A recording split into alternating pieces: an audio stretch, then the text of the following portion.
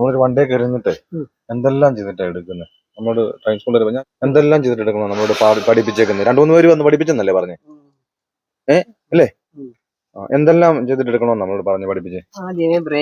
ആദ്യമേ break ചവിട്ടിക്കൊണ്ട് on ആക്കണം.